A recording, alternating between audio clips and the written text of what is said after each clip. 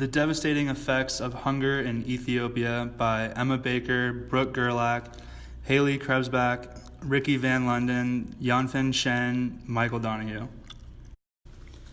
In order to conduct the proper research needed for the project, we broke up into 3 groups of 2 and met up in our smaller groups before meeting as a whole. In these small, divided groups, we all found resources that we could use for our topic and analyzed the documents when we all came together to ensure they'd be beneficial to use within our project. We then worked as a united front in order to complete the group proposal and get a chunk of our first data collected. To obtain the information to address our topic, we collected secondary data from scholarly articles on the internet. We used these articles that contain information focused directly on Ethiopian natives or experts of Ethiopia. We also found interviews from people that have experienced firsthand or are currently living through the problem of food insecurity. This will allow us to understand the difficult living conditions and food income available to the average citizen. For our group's project, we wanted to focus on the lack of food access in the third world country, Ethiopia. Ethiopia is strategically located in the northeastern part of Africa, popularly known as the Horn of Africa.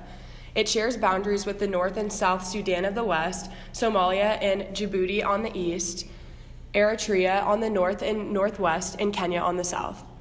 It is a country of great geographical diversity. It has high rugged mountains, flat-topped plateaus, deep gorges, valleys, and vast rolling plains. Ethiopia is said to have 3 different climate zones according to the elevation. The first climate is called Kola. Kola is below 1,830 meters in elevation and has an average annual temperature of about 27 degrees Celsius. The next zone is called Wanya Diga, consisting of highland areas of 1,830 and 2,440 meters in elevation and has an average annual temperature of about 22 degrees Celsius. The last zone is Diga, which is above 2,440 meters in elevation with an average annual temperature of about 16 degrees Celsius. Ethiopia's economy is dependent on agriculture, which contributes to 43% of the GDP and 90% of exports. However, just 5% of land is irrigated, and crops yields from small farms are below regional averages. Ethiopia is known for a lack of rainfall, which also makes depending on agriculture quite difficult. Although the geography seems like a positive aspect to this country, it is what is mainly responsible for the food shortage Ethiopians face on an everyday basis. Ethiopia is said to be in the top 10 list of the poorest countries in the world, as a study conducted in 2018. About 1/3 of the population lives below the poverty line, and as the adverse effects of climate change and continue to threaten agriculture, the population living below the poverty line is most likely said to increase. This makes everyday things as simple as finding food to eat extremely difficult.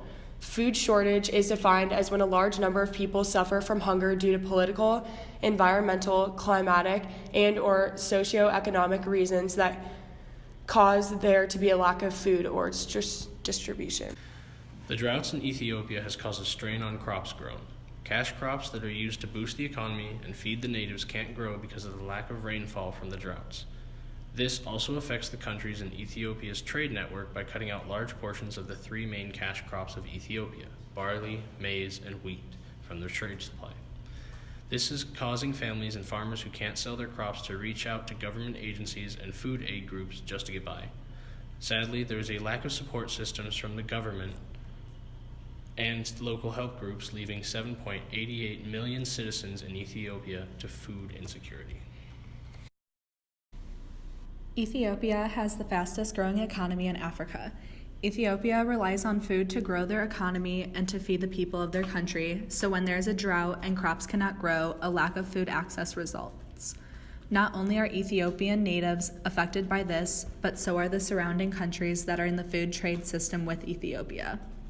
These countries help transport goods and distribute money to help the affected Ethiopians. The agriculture in Ethiopia is currently failing, which is causing a lot of problems with the economy. Ethiopia does not have enough irrigated land to keep up with their needs of their economy and necessities. This results in food insecurity. There's a drought that is affecting the whole country, which affects the rate that they can grow and farm their crops. A compressed cycle of reoccurring drought is plunging the same communities into the drought again before they have the chance to even recover sufficiently from the last one. According to the United Nations, Ethiopia is again faced with a crisis, a crop failure triggered by erratic rainfall. The drought could pose the same threat to the livelihoods of about 8 million Ethiopians. Policies and new basic services have increased growth by reducing inefficiency and the spilled productive capacity. Ethiopia's main crops are wheat, maize, and barley. These crops all need water to grow, so when there's a drought, farmers cannot grow these and make money off of them, therefore affecting the economy. The African Transformation Report ranks Ethiopia the least transformed African country by their means of economic diversification, export competitiveness, productivity gain, technology upgrading, and human economic well-being. I'm going to quote a passage from the UNDP. Ethiopia is still one of the least developed countries in the world. This developed state makes the country more vulnerable to climate variability and change. In recent years, environment has become a key issue in Ethiopia. The main environmental problems in the country include land degradation, soil erosion, loss of the biodiversity, desertification, recurrent drought, flood and war, and air pollution. In my opinion, as the environment has deteriorated, Ethiopia's case has only got with environment pollution and global warming are our issues for Ethiopia. Agriculture downfalls due to climate change.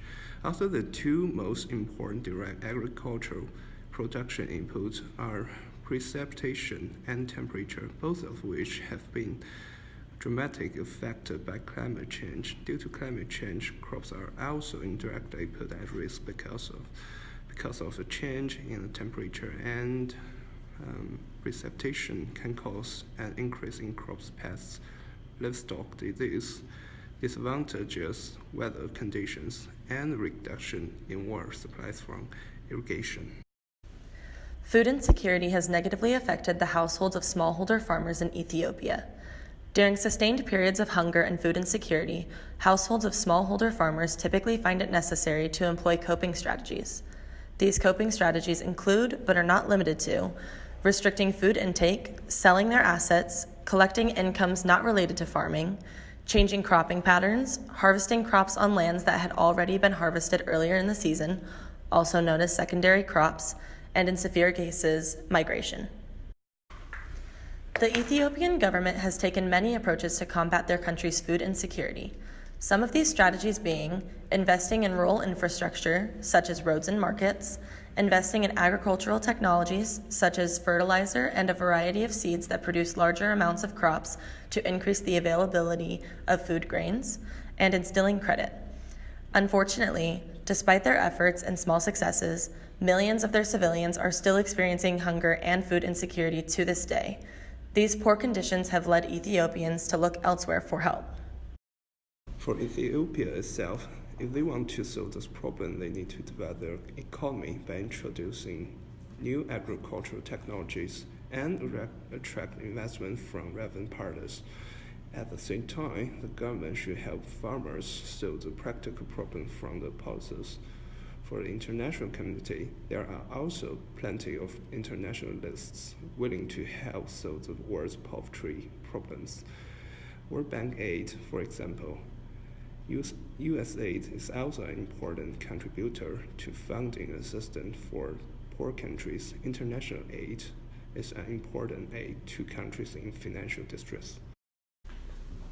The United Nations World Food Program provides emergency food assistance to countries like Ethiopia and helps them in times of famine. The World Food Program often partners with the USAID's Office of Food for Peace. The Office of Food for Peace provides the World Food Program with cereals like wheat, barley, and maize, and resources to decrease the food insecurity in certain countries. The World Food Program provides 2.9 million people with the food assistance in Ethiopia, and new irrigation methods would also help solve the food insecurity problem. New methods like analyzing the efficiency of fertilizers, increasing productivity, and finding more beneficial yields would all also help. We should care because living people in Ethiopia are starving and becoming malnourished. Not only this, but when a large country like Ethiopia cannot provide for themselves, they can't provide for trade either, leaving their imports and exports for other countries like the US barren. On top of that, when the US helps fund Ethiopia, it comes out of US citizens' taxes. If that's not bad enough, food insecurity contributes to climate change. We should care because the more farming can be done successfully means that there are more crops, and with more crops there are more jobs, and trades, and money.